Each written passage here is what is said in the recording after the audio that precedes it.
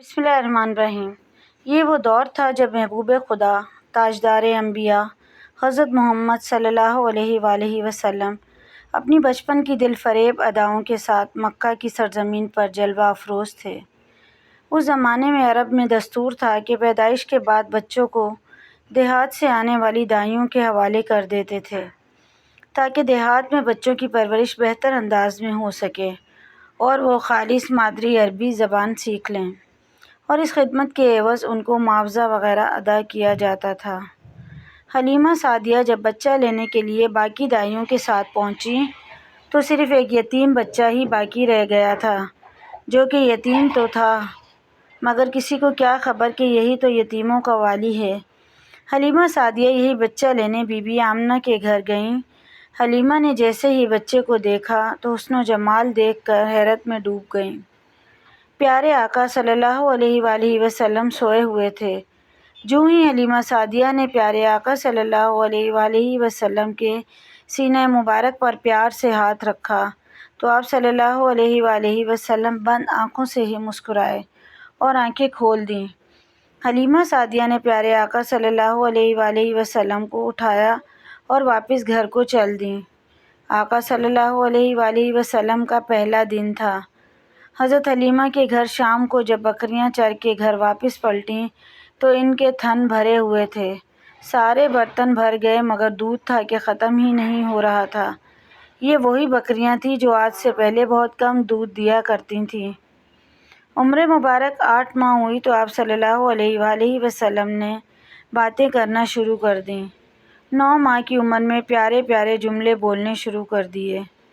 عمر مبارک 2 سال ہوئی تو حلیمہ سعدیہ آپ صلی اللہ علیہ وآلہ وسلم کو لے کر سیدہ آمنہ کے پاس پہنچ گئیں۔ حلیمہ سعدیہ چونکہ پیارے آقا صلی اللہ علیہ وآلہ وسلم کی گھر میں برکات دیکھ چکی تھیں تو بی بی آمنہ سے کہنے لگیں، اگر آپ مجھے اجازت دیں تو میں ابھی بچے کو اور اپنے پاس رکھنا چاہتی ہوں۔ سیدہ آمنہ نے اجازت دے دی۔ حلیمہ سعدیہ آپ صلی اللہ علیہ وآلہ وسلم کو واپس اپنے گھر لے آئیں۔ کچھ بڑے ہوئے تو اپنے دودھ شریک بہن بھائیوں کے ساتھ بکریاں چرانے جانے لگے۔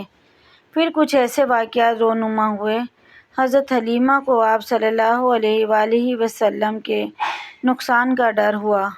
اسی طرح ایک بار حلیمہ سعدیہ نبی اکرم صلی اللہ علیہ وآلہ وسلم کو عکاص کے میلے میں لے آئیں۔ جاہلیت کے دور میں یہاں بہت مشہور میلہ لگتا تھا۔ عرب کے لوگ حج کرنے آتے تو شوال کا مہینہ بھی یہاں ہی آ کر گزارتے۔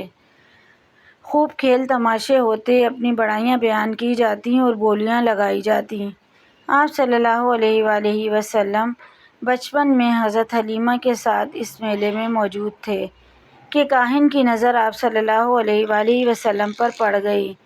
اسے آپ صلی اللہ علیہ وآلہ وسلم میں موجود نبوت کی تمام نشانیاں نظر آ گئیں۔ کاہن نے دیکھتے ہی میلے میں واویلا شروع کر دیا اور چلاتے ہوئے کہنے لگا، لوگو اس بچے کو مار ڈالو۔ حضرت حلیمہ سعدیہ اس کی بات سن کر گھبرا گئیں اور جلدی سے وہاں سے سرک گئیں۔ لوگ کاہن کے گرد جمع ہوئے تو اس نے کہا، معبودوں کی قسم میں نے ابھی ایک لڑکا دیکھا ہے، وہ تمہارے دین کے ماننے والوں کو قتل کر دے گا، تمہارے بتوں کو توڑ دے گا اور تم سب پر غالب آ جائے گا۔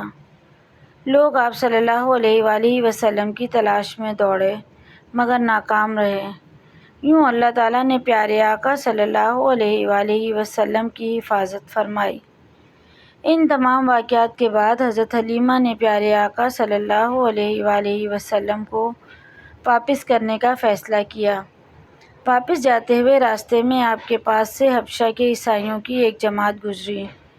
انہوں نے جب پیارے آقا صلی اللہ علیہ وآلہ وسلم کی مہر نبوت اور آنکھوں کی خاص سرخی کو دیکھا تو حضرت حلیمہ سے کہنے لگے، اس بچے کو ہمارے حوالے کر دو، ہم اسے اپنے ملک میں لے جائیں گے۔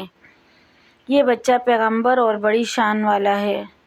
الغرض حلیمہ سعدیہ بچتے بچاتے نبی کریم صلی اللہ علیہ وآلہ وسلم کو لے کر حضرت آمنہ کے پاس پہنچ گئیں اور آپ صلی اللہ علیہ وآلہ وسلم کو بی بی آمنہ کے حوالے کر دیا۔